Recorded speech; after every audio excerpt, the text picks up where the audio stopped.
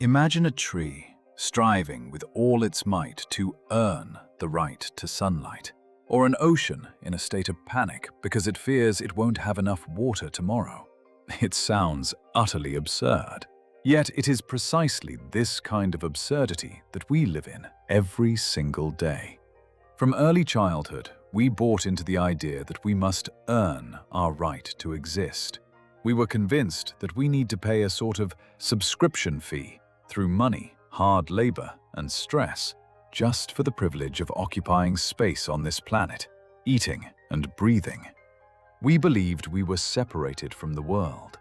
We divided the unified world into ourselves and resources that are constantly lacking. We attached the label work to the mere movement of our bodies through space and made it the very purpose of our survival. But look around you. Does the sun know it is working? Does your own heart, beating in your chest, know it is performing hard labor? No. In reality, no one has ever worked. Everything in this world simply serves life in its totality, flowing from one form into another without the slightest effort. Perhaps right now, money problems are pressing down on you for one purpose only, so that your controlling ego finally surrenders, so that you tire of fighting, let go of control, and see the truth. You don't need to try and earn life, because you are life itself, unfolding right now. Consider the very concept that you refer to as work. At a certain point in space, a mere sequence of physical phenomena occurs. An arm is raised, a body shifts, fingers touch a keyboard, words are spoken aloud. This is merely a dance of energy, an absolutely neutral play of form. Yet, your mind has taken this natural process, attached the heavy label of labor to it, and added the condition, if I do not force myself to do this, I will not survive. The amusing part is that your mind calls these exact same physical movements rest or a hobby in a different context, and then you feel no burden whatsoever. The heaviness only arises when the thought appears, I must do this to get money. In that moment, you completely fall into the illusion of the doer. You begin to genuinely believe that it is you, this small, limited character, who must pedal as hard as you can so that the world around you doesn't stop and you have something to eat. You attempt to solve problems with physical actions. Problems that were created by your own mind on the level of fears and state of being. This is an attempt to create matter out of matter. The very act of seeking, the very state of I am striving and fighting, is a loud declaration to the universe that you are in need. The harder you try to force the world to give you what you desire, the further you push it away from yourself. This is because you are acting from a place of tension and fear. But what happens when you stop perceiving your actions as a mandatory payment for life? Then, everything turns into pure manifestation. You no longer need to force yourself. You can simply go where you are drawn. Do what interests you. Not because it's the right thing to do or necessary for survival, but because it is the natural impulse of life itself, wanting to experience this through you. And when your actions are born from this relaxed trust, rather than the fear of going hungry, water doesn't just flow under a resting stone. It bursts forth like a fountain, and resources begin to appear literally out of thin air. Humanity is gripped by the ironclad conviction that money is the cause. It seems to you that in order to go on a trip, cover your basic needs, or buy a house, you first need those bits of paper or numbers on a screen. The mind dictates a rigid rule. First the money, then the realization of the desire. And this is a colossal deception of perception. Money is never the cause. It is always merely a consequence, a byproduct of your internal state. In reality, your pure presence, your I am, is the sole primary cause of everything that occurs. Not a single piece of scenery in your film, including your bank account, your debts, your boss, or your clients, has the slightest right to exist if you are not there, the one who observes it all. If there is no observer, the entire screen goes dark. Money is an absolutely obedient, static actor in your cinema. It possesses no will, character, or mood of its own. It cannot decide to come to you or to pass you by. The main error that blocks abundance is separation. Your mind takes a unified, whole reality and begins to fragment it. It says, "Here am I, and here is the employer upon whom my salary depends." Or, "Here am I, and here are the clients who are supposed to pay me." The moment you believed that the source of your provision lies somewhere on the outside, in other people or circumstances, you voluntarily surrendered your power to an illusion.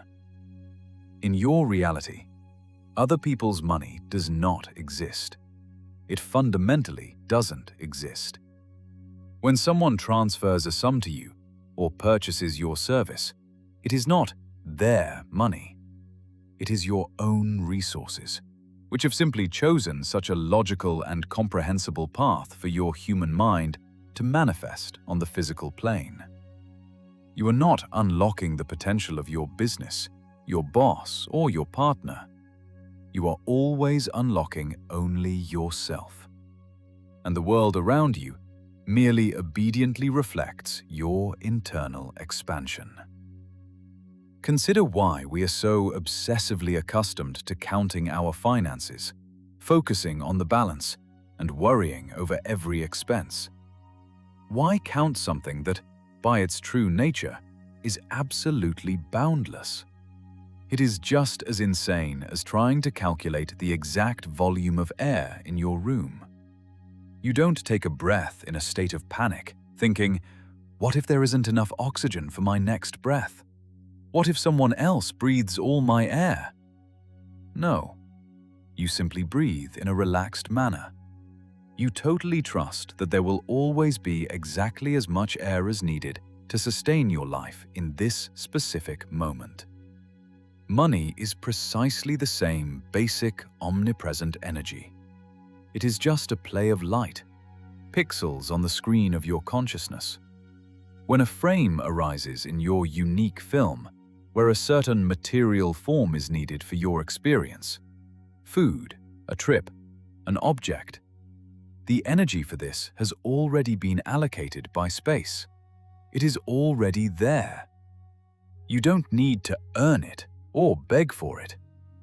The only thing required of you is to stop frantically staring into the illusion of its absence.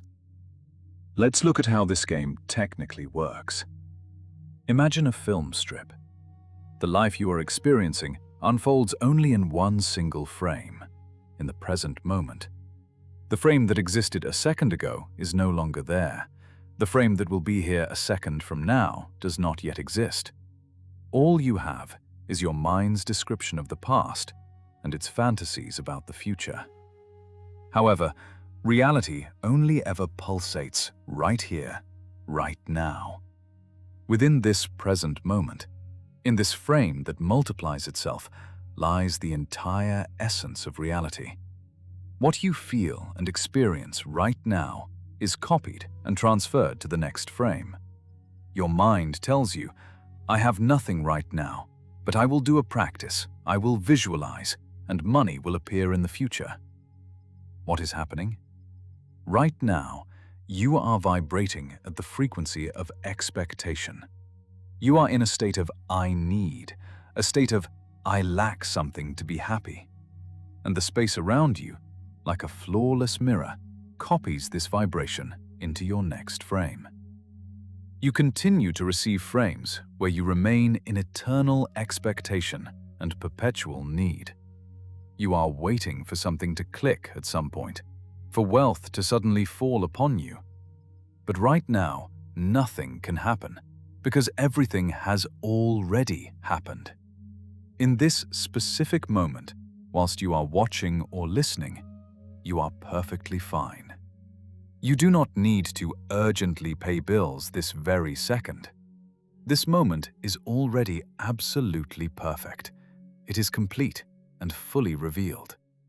No one is hiding anything from you. But what about sudden events? Where does a bad event come from in a good moment? What if I'm in a wonderful light mood making breakfast, and suddenly I cut my finger? Or I suddenly find out I've lost money?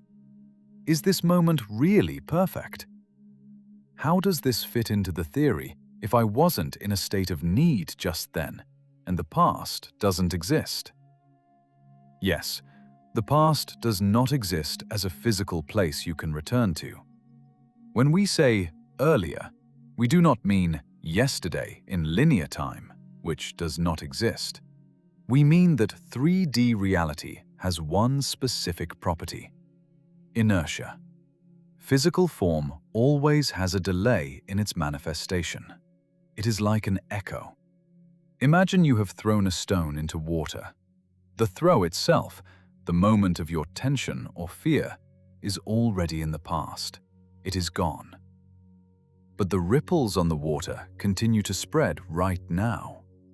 What manifests on the screen of your reality right now, a cut finger, a loss of money, a conflict, is the materialized echo of your previous background tension. These are those very ripples on the water. This is the inertia of form. You might have been in a good mood for the last half hour, but perhaps prior to that, you carried suppressed fear, haste, or hidden anxiety within you for a long time. This energy had already been generated by you. It hasn't gone anywhere. But the 3D picture requires time to unfold. A sudden event is simply the moment when this suspended energy finally finds a physical form for its release. It found it in the cut. It found it in the minus balance on your card. But the very moment of this loss or pain is not a punishment, nor is it the start of a dark streak. It is a moment of liberation. This dense energy has just left you. It has materialized, done its job, and exited your field. Therefore, even in a moment of pain or sudden loss, this frame is still perfect. It is complete because it shows you what was already inside you, and it is cleansing you of it right now. If, at the moment you cut your finger or see a minus on your account, you do not get frightened, do not start to panic and create new anxiety, but simply say, "Right, I see the old tension leaving." You will break this chain forever. When you look from this position, when you realize that in the now moment, absolutely everything serves your liberation, even what the mind calls bad, you step out of the vibration of a victim. You stop slipping into need and fear regarding the next frame. And the most powerful, the fastest portal to instantly return to this point of the Creator is genuine gratitude. Not a perfunctory thank you to tick a box, but a total acceptance of your own game. When you sincerely give thanks for what you have, and even for what your mind thinks you lack, you pull the rug out from under the ego. You say to the universe, "I see this. I accept my scenery. I am the author of this film, and I agree with every single frame of it." Gratitude instantly shifts you from the position of a frightened human being to the position of the Creator. And from this state, your next frame simply cannot be a frame of lack. Let us look into one of the most solid illusions, wherein the attention of millions of people gets stuck: the illusion of debt. Your mind uses it as the ultimate proof that you are in danger. It seems that this is the true material reality. But let us conduct that same test of the present moment. Where, physically, is your loan located at this very second? Is it lying next to you on the sofa? Is it sitting with you at the same table? It is not there. The event from the past has gone. Yes, at one time a hand signed a document, numbers dropped into an account. But where are they now? You exchanged them for food, which you ate long ago. You paid for the accommodation you are currently in. The very moment of taking out the loan has already dissolved. Every instant when the thought, "I owe," sounds within, it is merely a thought. It is your own mind that has projected a hologram of a bank, a hologram of a threat, attached a heavy label to it, and is now trying to scramble out from underneath it. The real you, as pure presence, has never signed anything. The only place where this debt genuinely lives is internal tension, a spasm in the stomach, or a lump in the throat. It is simply dense energy. And as soon as you stop feeding this thought form with attention, you discover simple silence. Right now, you are breathing. You are living. And no one has you by the throat. But who is this you that must redirect attention? The character, the person with a name, a passport, and debts, truly chooses nothing, because they are simply programming code, a set of thoughts and reactions through which consciousness looks. It cannot stop feeding the thought with attention, because it is itself woven from these very thoughts. You are consciousness itself. Attention is not a torch in the hands of the character. Attention is a beam of consciousness itself. When the words "stop feeding the thought form" sound, this is not an instruction for the ego. The ego cannot execute it. This is consciousness itself speaking to itself through the voice of the narrator, in order to shift its own focus and step out of the hypnosis. It simply happens. And then that ultimate question about the essence of the game arises. If I am pure consciousness, the creator who makes everything, then why is this pain created? Why are debts, fear, and lack necessary? The answer lies in the mechanics of the game itself. In order for unified, boundless consciousness to have any experience at all, it had to create the illusion of limitation.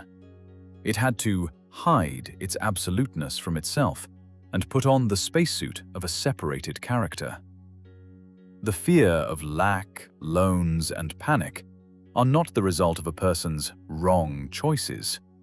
It is a brilliantly designed alarm clock within the simulation itself. When consciousness, that is, the real you, falls too deeply asleep in this game, when it identifies 100% with a small, vulnerable body that must pay for its life at all costs, the game automatically generates extreme tension. A dead end is created, a severe financial blockage, or a terrifying debt. This occurs with a single purpose, so that the concept of the illusory doer who tries to control everything simply breaks and exhausts itself. The space deliberately clamps the character in a vice, so that, through total surrender and hopelessness, it tears attention away from the screen and turns it back towards the source. Your money problems are not a tragedy. It is a radical mechanism of self-liberation that literally screams, "Stop. The illusion has become too dense. It is time to wake up." The thought might arise, "All right, if I am merely a character who decides nothing, If tension only creates further ripples on the water and debts are an illusion, does that mean I should simply lie on the sofa, do nothing, and wait for money to fall upon me on its own? The mind always thinks in the extremes of duality. Either I must graft through pain and fear, or I will lie down and wait for a miracle. Yet both these states are dictated by the very same thing: need. Both represent the vibration of a person who is lacking something and is attempting to somehow influence that fact. Let us return to the metaphor of the film strip. Think about how any film is constructed. When you sit in the cinema, frames replace one another on the screen, one by one, creating the illusion of time, movement, and plot development for you. Physically, however, on the reel of film itself, the entire film, from the first to the last second, already exists. It has already been shot. Consciousness works in a similar manner. But within its infinite archive, absolutely all possible variations of your plot's development have already been shot. The frame where you find yourself in a financial hole exists there in exactly the same way as the frame where all your needs are met and you live in total abundance.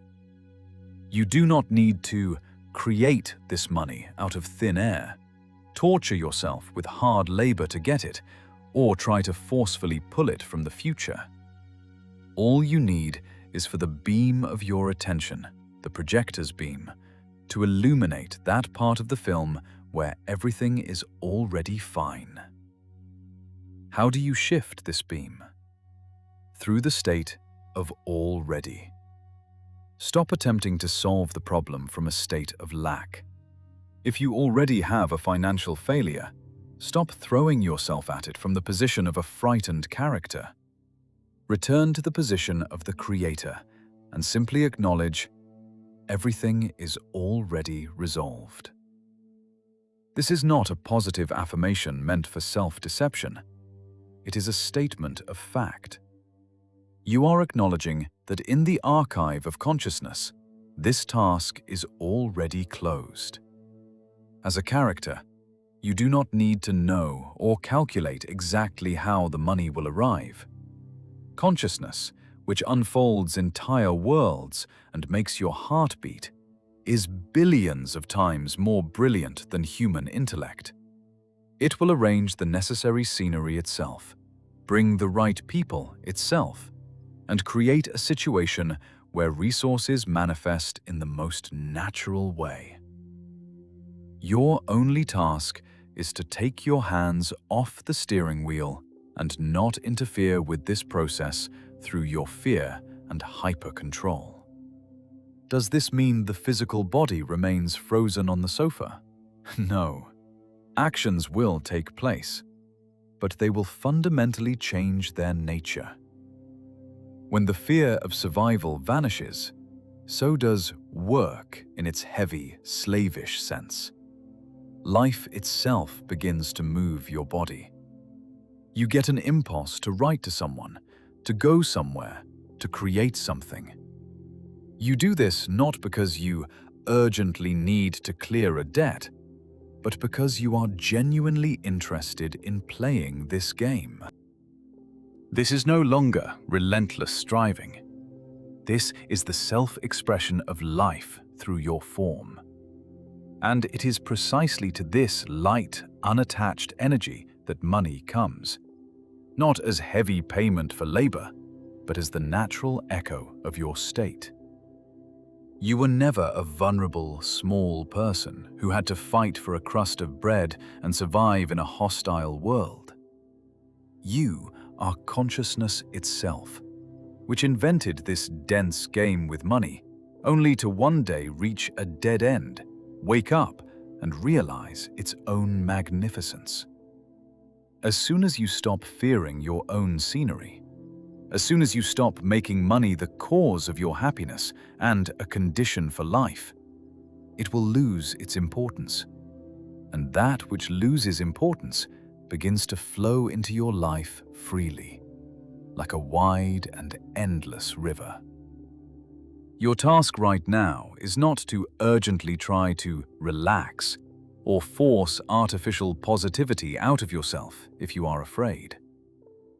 Look directly into this point of lack and say to yourself, "This is just old energy leaving my film. I agree with this frame. I allow it to conclude." And simply observe how flawlessly life will put everything in its place, just as soon as you stop getting in its way.